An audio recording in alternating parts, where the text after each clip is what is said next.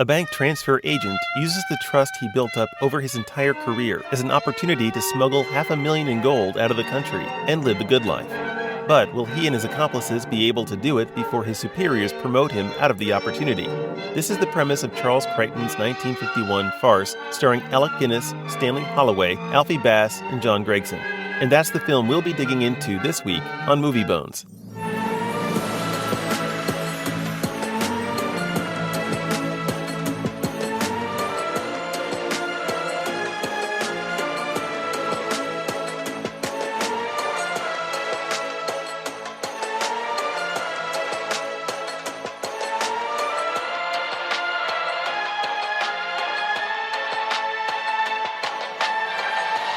Welcome, folks. Welcome to Movie Bones. My name is Justin Miller, and this is my co-host, Ryan. Say hi, Ryan.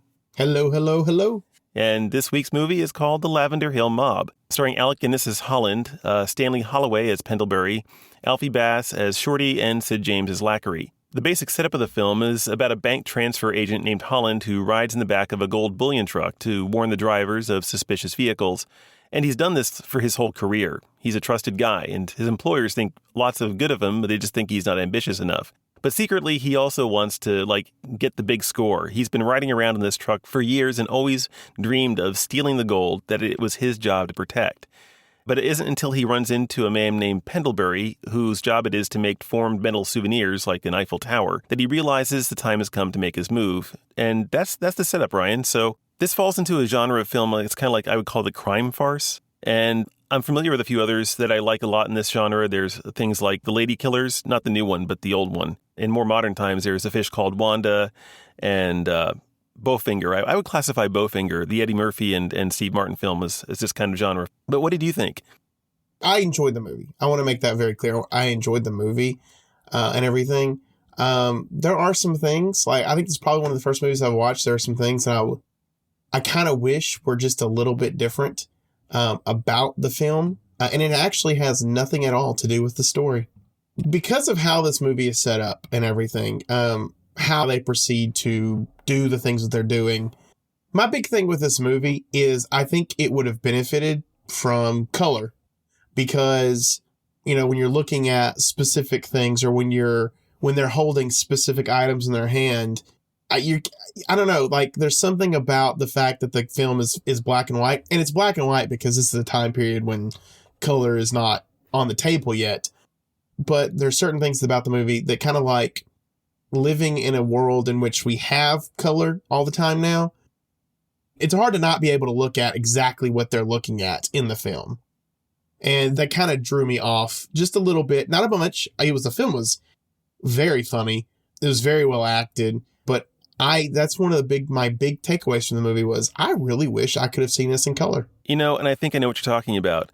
I think when you're dealing with black and white, you really do have to rely on the shade, playing with light and dark.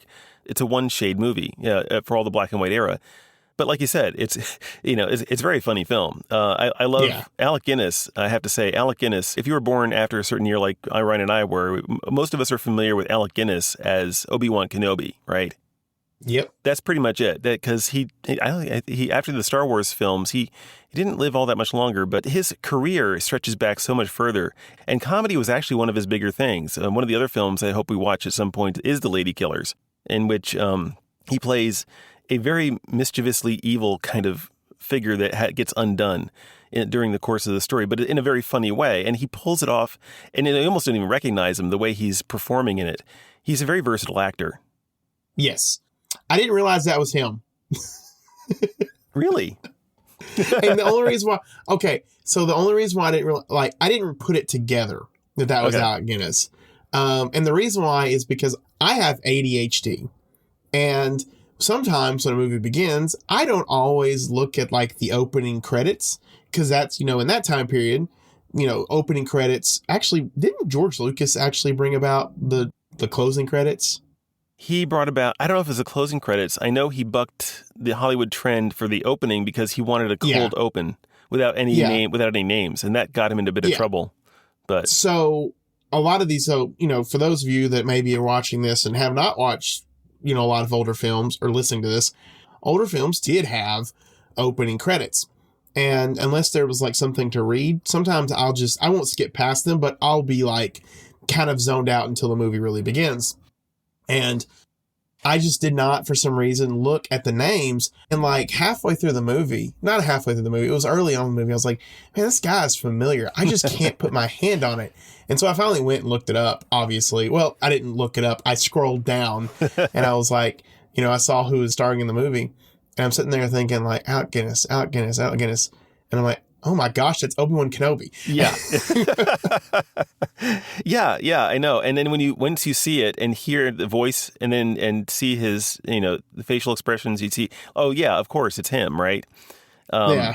But about the credits though, the older movies do tend to not just have opening credits. They really go into their opening credits. There's almost a whole other, musical sequence just for the opening credits alone, and sometimes modern films would do that in smaller ways, but back then they went big for the credits. You got everybody's name out up front, Yes. except for maybe like the best boy. What does the best boy do? Nobody knows, but I don't think the best boy is in the opening credits. So he has that one odd run-in with the neighbor in his apartment, and who's always apparently joking. You can tell he's heard this guy's jokes about what he does over and over and over again. He's like, "You're the guy who transports the gold, ha ha ha! You're the millionaire, ha ha ha! You'll be the death of me, Holland. I sincerely hope so." And like stuff like that. That really sets him up in a great way. He's good at dropping those lines.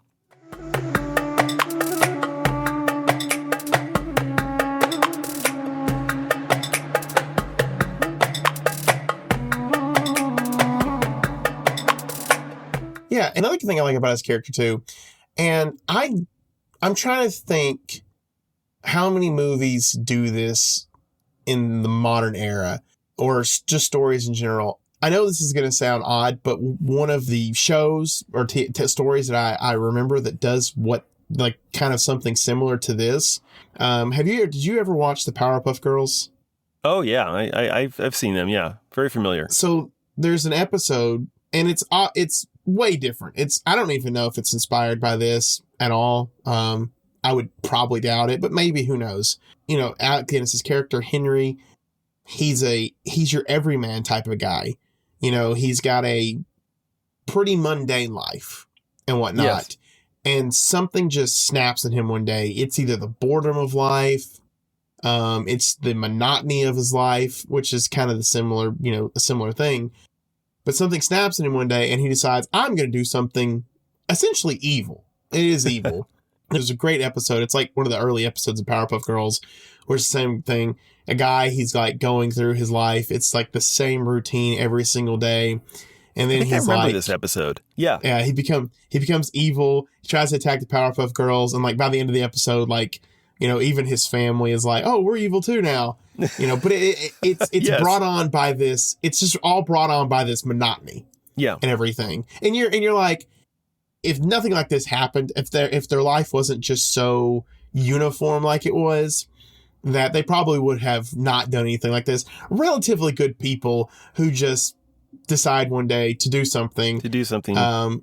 To break bad. Out of that bubble. It's like, and I think that boredom is like, is it idle hands, the devil's plaything, right? Yes. And they said there's an antidote to that. Obviously, it's like, well, maybe you should be thankful for what you got, because you could always lose that too. And I could almost say, like, in a different way, if you've heard of at least, or maybe seen Breaking Bad. Mm-hmm. Well, I mean, I know enough of it. At least enough about the plot, and I haven't seen it. It's a funny thing. I know enough about it, but I'd never seen it. But I know the themes of the show are very similar to that too. It takes it in a more dramatic turn. Walter White starts out as a chemistry teacher who's being diagnosed with terminal cancer, and he's not going to get enough on his pension or his insurance or whatever to be able to take care of his family after his death. So he turns to what does a chemistry teacher do? He makes crystal meth. That starts him down a path. But in the end, it's revealed that at a certain point, a switch flips in him where he actually does it because he enjoys it. It makes him feel alive. Yeah. And they're all likable guys. That's the other thing. Crime in this film makes crime look really downright, friendly. You know what I mean?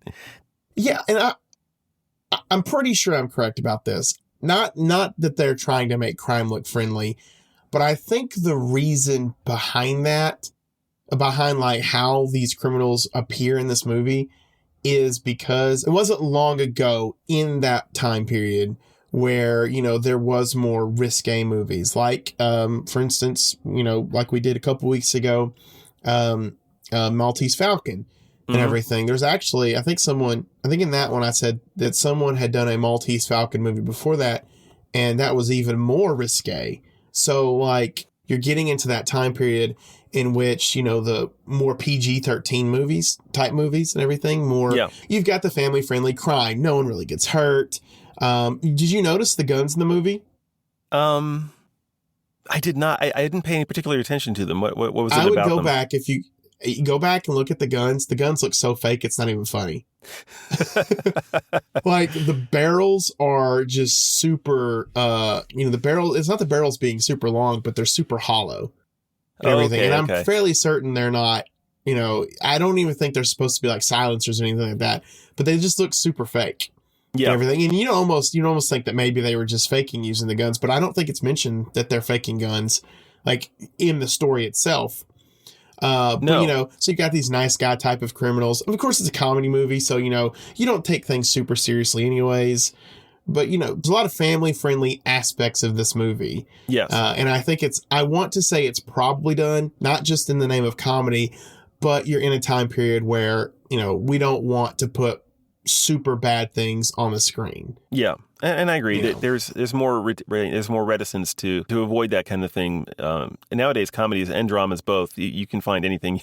It's very little that's left off the table, and but it does make it harder to share these things with your family. That's for sure.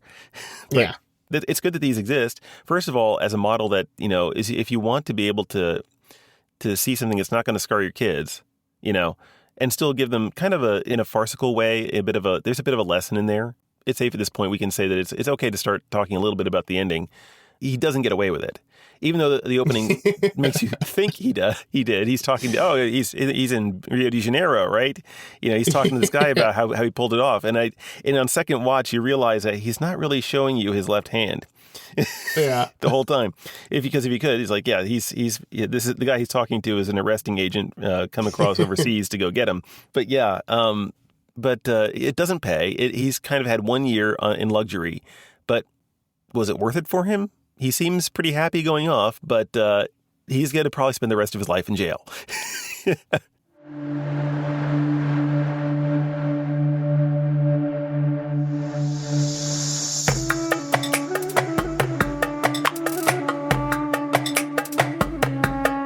You know, while I was watching the movie, there was a part of me that was rooting for them to get away with it.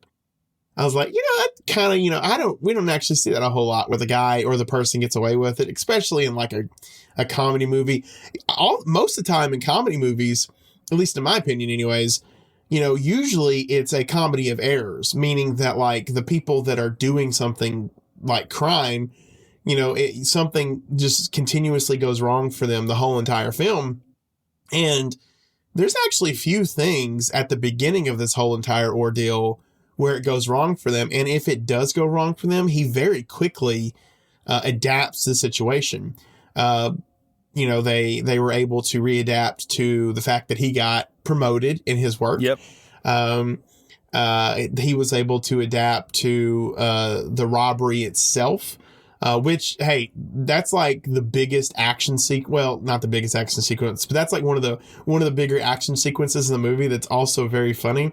Yeah. Is him basically beating himself up, throws himself into the Thames, right? Yeah, throws himself to the Thames. He rolls around in the dirt.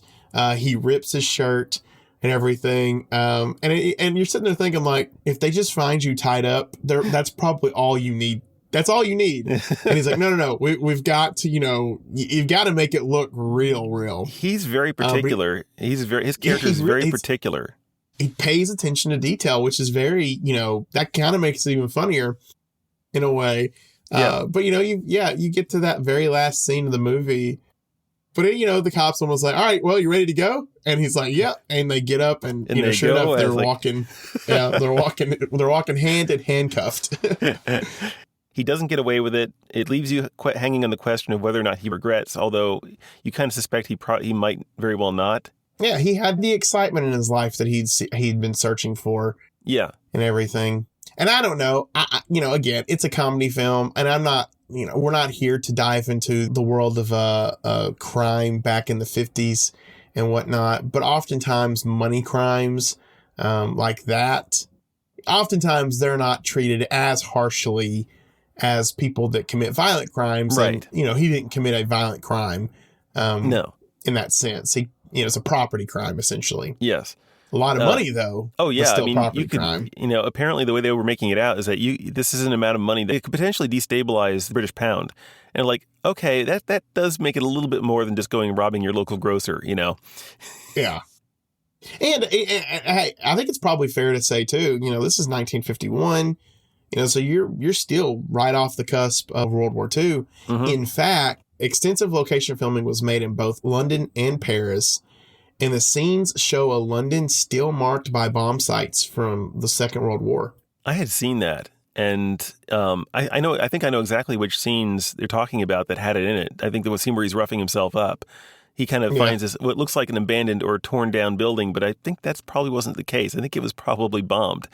And it's like, wow, okay, yeah, here's an actual movie where it's not just for entertainment, but you could actually watch it and think, this is actually almost like, digging up a layer of history in film that actually happened. And not just a history of film, but history that's being shown in the background of film, which is kind of really neat. I appreciate that myself.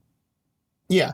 And I thought that some of these scenes were green screen just because I kind of thought the Eiffel Tower scene was a green screen, but no, they actually filmed at the Eiffel Tower. Yeah. And there are some scenes that I could tell there was some green screening going on. There's a scene where they're running down the steps of the Eiffel Tower trying to catch up with the elevator. And the elevator's going down a lot faster than they can, but they're going around the spiral staircase. And they're getting so completely messed up by it. Whatever technique they used there, I think it ended up getting used later in a Hitchcock film called Vertigo. That was so funny. It was funny because, they're laughing. It starts off with Stanley Holloway's Alfred's character laughing, and Dutch's, or Henry, Alec Guinness's character, he's like, stop laughing. This is a serious moment. And then he starts laughing. And then it's just like, it's such a goofy little scene. And it shows you the playfulness of the film. It shows you the family friendliness of the film, because they get down to the very end and they're spinning and laughing for a moment before they get serious again.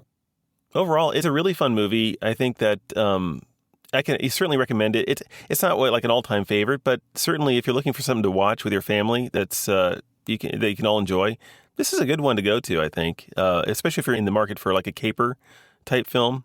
It's not It doesn't take itself too seriously. It doesn't take itself too seriously. It's not very long. I mean, it's an hour and 17 minutes. Yeah.